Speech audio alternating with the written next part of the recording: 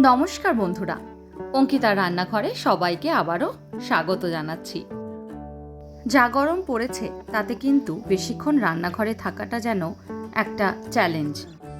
বাচ্চাদের টিফিনের জন্য আজকে খুব সহজে আপনারা কিভাবে স্যান্ডউইচ বানাবেন সেটাই দেখাবো। পটেটো স্যান্ডউইচ বানানোর জন্য প্রথমেই লাগবে সেদ্ধ করে নেওয়া আলু, তার সঙ্গে দেব 1/4 টিস্পুন করে লাগবে হলুদ, তার সঙ্গে গোলমরিচ গুঁড়ো, আর তার সঙ্গে দেব বিট নুন। বিট নুনের জায়গায় কিন্তু আপনারা অবশ্যই নর্মাল নুনও ব্যবহার করতে পারেন। আর লাগবে কোচানো লঙ্কা।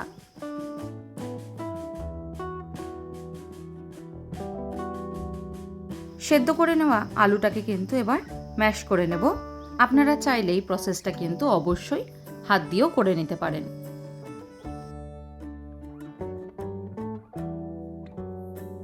আলুটাকে খুব ভালো করে ম্যাশ করে নিয়ে বাকি মশলাগুলো কিন্তু এবার আলুর সাথে মিশিয়ে নেব।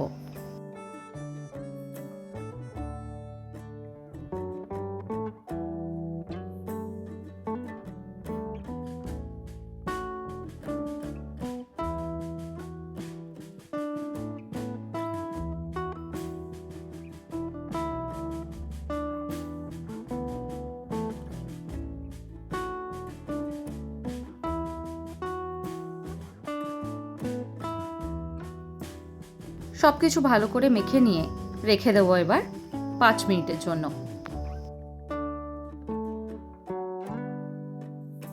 অপরদিকে একটা কড়াইতে রিফাইন অয়েল গরম করে নিয়েছি। আপনারা চাইলে কিন্তু অবশ্যই অল্প একটু বাদামেরও ব্যবহার করতে পারেন। আমি আজকে কিন্তু বাদাম ছাড়াই এটা বানিয়ে দেখাচ্ছি। জিরেটাকে খুব ভালোভাবে কিন্তু ফোড়নটা ভেজে নেব। ফোড়নটা ভাজা হয়ে গেলে তার মধ্যে দিয়ে দিচ্ছি একদম মিহি করে কেটে নেওয়া পেঁয়াজ। আমি এখানে 2টো মিডিয়াম সাইজের পেঁয়াজের ব্যবহার করেছি।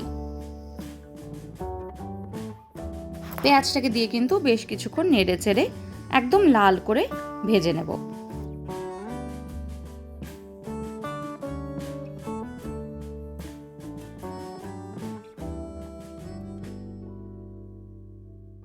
পেঁয়াজটা কিন্তু একদম লাল হয়ে এসছে।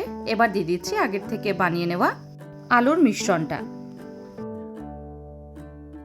গ্যাসের ফ্লেমটাকে এবার হাইতে করে দেব। তারপর খুব ভালোভাবে কিন্তু মিশিয়ে নেব 4 থেকে 5 মিনিটের জন্য।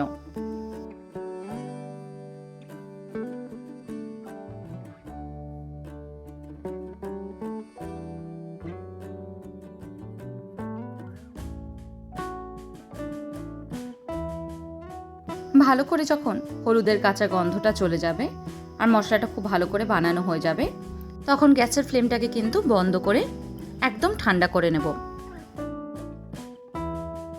মশলাটা কিন্তু একদম ঠান্ডা করে তারপরে ব্যবহার করবেন। গরম পুর ভরলে কিন্তু ব্রেডটা একদম নরম হয়ে যাবে, সেটা কিন্তু একদম ক্রিস্পি হবে না আর খেতেও খুব বেশি ভালো লাগবে না। পুরটা সবসময় কিন্তু ঠান্ডা করে তারপরেই দেবেন।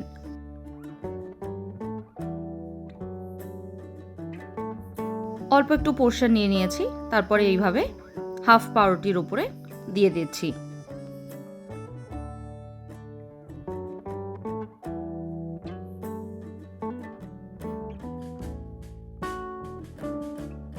অন্যটাও কিন্তু একইভাবে দিয়ে দিচ্ছি।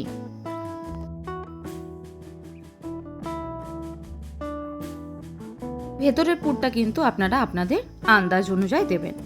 যদি আপনাদের বেশি পুর ভালো লাগে সেক্ষেত্রে কিন্তু একটু বেশি করেও দিতে পারেন। ভালো করে পুরটা দিয়ে দিয়েছি। এবার অন্য পিঠটা দিয়ে কিন্তু একটা স্যান্ডউইচের মতন বানিয়ে নিচ্ছি।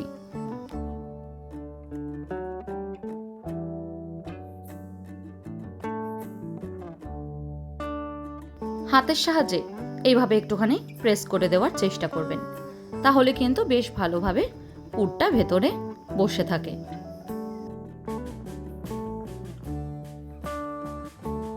অন্যদিকে একটা প্যানে খুব ভালো করে কিন্তু তেলটা ব্রাশ করে নিয়েছি। আমি এখানে কিন্তু সাদা তেলের ব্যবহার করছি। আপনারা চাইলে অবশ্যই কিন্তু বাটার দিয়েও বানাতে পারেন।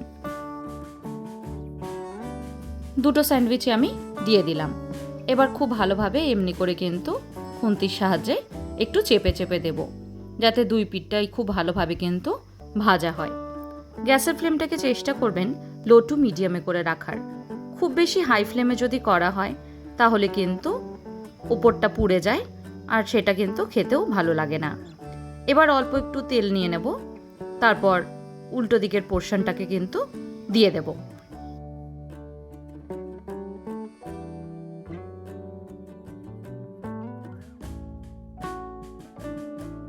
আবারও বলছি, আপনারা চাইলে কিন্তু অবশ্যই বাটার ইউজ করতে পারেন।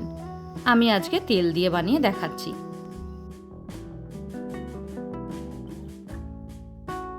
একইভাবে অন্য ব্রেডটার ওপরেও কিন্তু আমি তেলটা দিয়ে দিলাম। এবার পাউরুটিগুলোকে উল্টে নেব, তারপর উল্টো পিঠটাও কিন্তু খুব ভালো করে ভেজে নেব।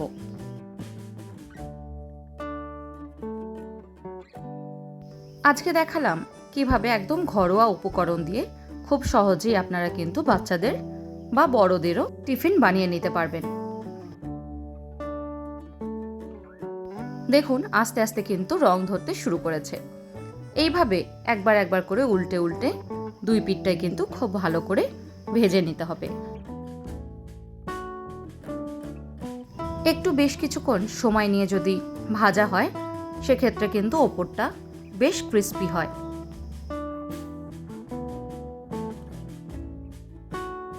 দেখুন কি সুন্দর দুই দিকটাই কিন্তু রং ধরে নিয়েছে, আর খুব ভালোভাবে কিন্তু ভাজাও হয়ে গেছে। এবার এটাকে তুলে অন্য একটা পাত্রে নিয়ে নেব, আর বাকি যে ব্রেডগুলো আছে সেগুলোকেও কিন্তু একইভাবে ভেজে নেব। খুব চটজলদি কিন্তু এই রেসিপিটা আপনারা বাড়িতেই বানিয়ে নিতে পারবেন। অনেকেই এই রেসিপিটা বানিয়ে থাকে, তাও আমি একবার দেখিয়ে দিলাম। আজকের মতন এইটুকুই, আবার দেখা হবে। ভালো থাকবেন, সুস্থ থাকবেন। ধন্যবাদ।